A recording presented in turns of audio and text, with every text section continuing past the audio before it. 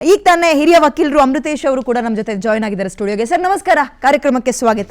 ಯಾಕೆ sir BNS ಅಲ್ಲಿ ಕಠಿಣ ಶಿಕ್ಷೆ ಇಲ್ವಾ ಈ ರೋಡ್ ರೇಜ್ ಪ್ರಕರಣಗಳಿಗೆ? ಎಲ್ಲರೂ ನಾನೇ ಹ್ಯಾಂಡಲ್ ಮಾಡ್ಬಿಡ್ತೀನಿ ಅಂತ ಅವರೇ ಪೊಲೀಸ್ ಆಗ್ತಾರೆ, ಅವರೇ ಲಾಯರ್ ಆಗ್ತಾರೆ, ಅವರೇ ಜಡ್ಜ್ ಆಗ್ತಾರೆ, ಹೊಡೆದೇ ಬರ್ತಾರತ್ಲ ಕೊನೆಗೆ.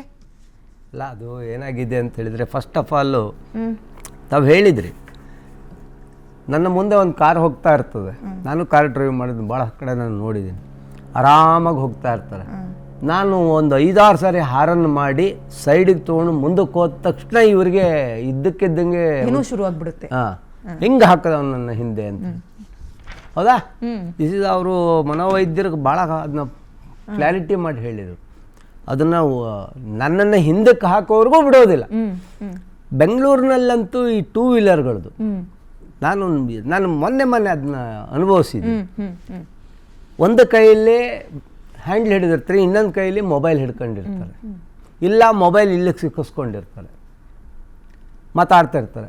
ಅವ್ರು ಬೇರೆ ಲೋಕದಲ್ಲೇ ಇರ್ತಾರೆ. ಈ ರೋಡಿನ ಮೇಲೆ ಏನೂ ಇಲ್ಲ. ನಾನು ಕಾರಲ್ಲಿ ಹೋಗ್ಬೇಕಾರೆ ಇಲ್ಲ 2 ವೀಲರ್ ಹೋಗ್ಬೇಕಾರೆ ಹಿಂಗೆ ಅನ್ಕೊಂಡು ಹೋಗ್ತೀನಿ, ದಿಲ್ಸಪ್ಪ ಅಂತ. ಅದಕ್ಕೆ ಅವನಿಗೆ ರೇಗ್ ಬಂದ್ಬಿಡುತ್ತೆ.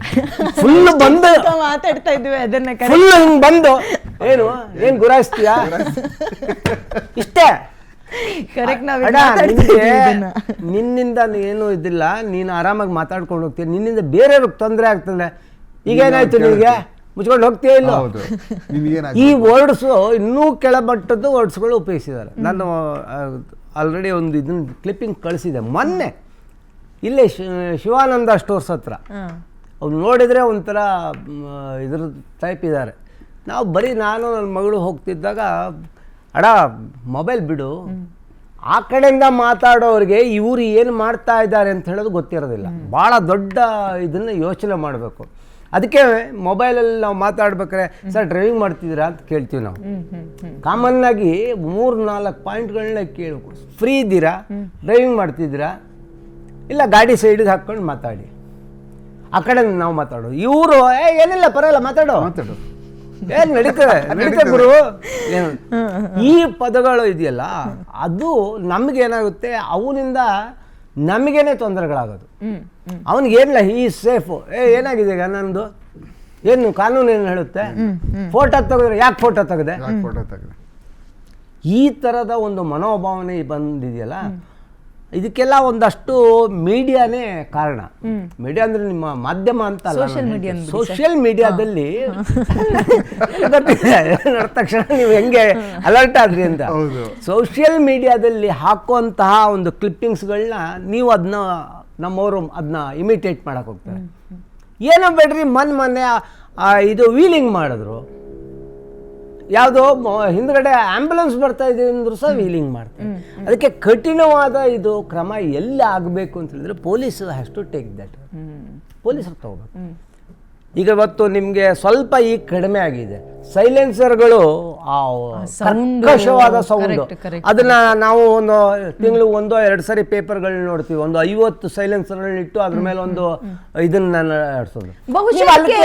ಫಾಸ್ಟ್ ಟ್ರ್ಯಾಕ್ ಮಾದರಿ ತನಿಖೆ ಮತ್ತು ಇನ್ವೆಸ್ಟಿಗೇಷನ್ ಅಂದ್ರೆ ಲೈಕ್ ಕೋರ್ಟ್ ನಲ್ಲಿ ಮತ್ತೆ ಪೊಲೀಸ್ ಸ್ಟೇಷನ್ ಅಲ್ಲಿ ಫಾಸ್ಟ್ ಟ್ರ್ಯಾಕ್ ರೀತಿ ತಂದ್ರೆ ಒಳ್ಳೇದಾ ಅಂತ ಸರ್? ಈಗ ಎಕ್ಸಾಂಪಲ್, ಹಿಂದೆ ಅತ್ಯಾಚಾರಕ್ಕೆಲ್ಲ ನಾವು ತುಂಬಾ ಫೋರ್ಸ್ ಮಾಡಿದ್ರು, ಫಾಸ್ಟ್ ಟ್ರ್ಯಾಕ್ ಬೇಕು ಅಂತ.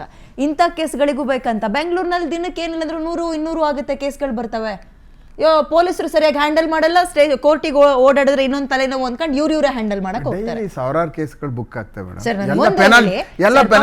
ಎಲ್ಲ ಟೈಮಲ್ಲೂ ಪೊಲೀಸರಿಗೆ ಬೈಯೋದಲ್ಲ.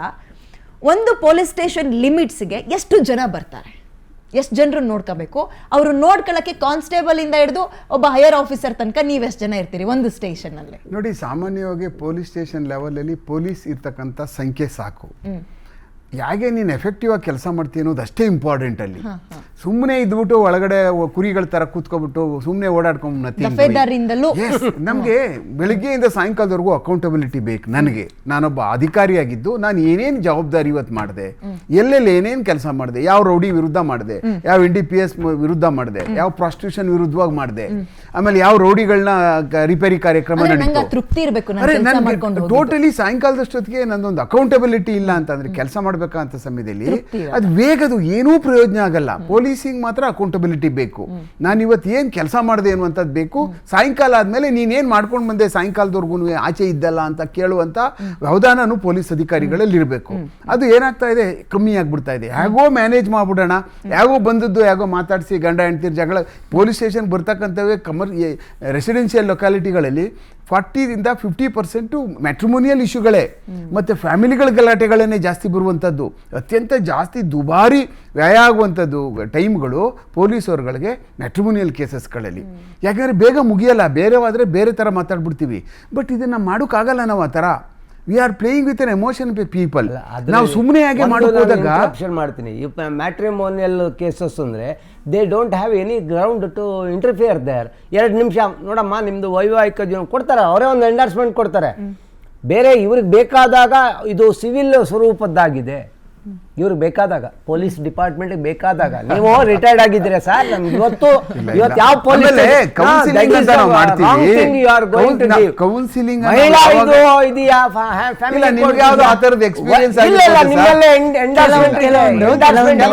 ವೈವಾಹಿಕ ಜೀವನದ್ದು ನಮಗ್ ಬರಲ್ಲ ಹೋಗ್ರಿ ಅಂತ ಹೇಳಿದ್ರೆ, ಆದ್ರೆ ಅಲ್ಲಿರೋ ಸಬ್ ಇನ್ಸ್ಪೆಕ್ಟರ್ ಬರಲ್ಲ ಹೇಳಿ, 498 ಅಲ್ಲಿರೋ ಸಬ್ ಇನ್ಸ್ಪೆಕ್ಟರ್ ಮೇಜರ್ ಕೇಸ್ಗಳು ಮಹಿಳಾ ಪೊಲೀಸ್ ಸ್ಟೇಷನ್ ಹೋಗ್ರಿ ಅನ್ಬೋದು. ಮಹಿಳಾ ಪೊಲೀಸ್ ಸ್ಟೇಷನ್ ಹೋಗಿಲ್ಲ.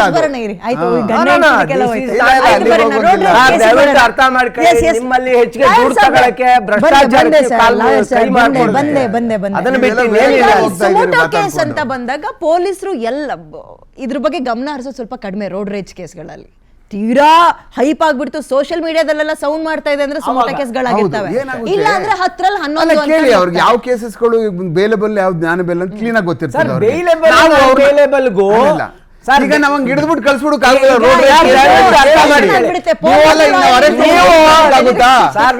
ಉಂಟಾ ಹೇಳಿ. You are retired police officer, whatever it may be, you are not opening the. ಈಗೇನು ಆರಾಮಾಗಿ ಮಾತಾಡ್ತೀರಿ, ಬನ್ನಿ ಕರ್ಕೊಂಡ್ಬಂದು ಕೂರಿಸಿ ಇವತ್ತು ಯಾವ್ದಾದ್ರು ಪೊಲೀಸ್ ಸ್ಟೇಷನ್ ಹೋಗೋಣ. ಅವನು ಸ್ಟ್ರೈಟ್ ಹೋಗಿ ಹಿಂಗ್ ಕೊಟ್ಟ ತಕ್ಷಣ ಕಂಪ್ಲೇಂಟ್ ಬರ್ದು FIR ಮಾಡ್ಬಿಟ್ರೆ ನಾಳೆಯಿಂದ ನಾನು ಪ್ರಾಕ್ಟೀಸ್ ಬಿಡ್ತೀನಿ ರೀ.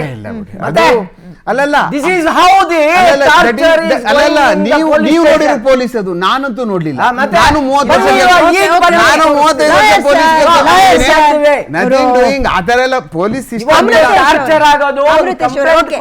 ಡೈವರ್ಟ್ ಆಯ್ತು, ತಡೀರಿ ಸರ್, ಒಂದ್ ಬ್ರೇಕ್ ತಗೋಬಿಡ್ತೀನಿ ರೀ.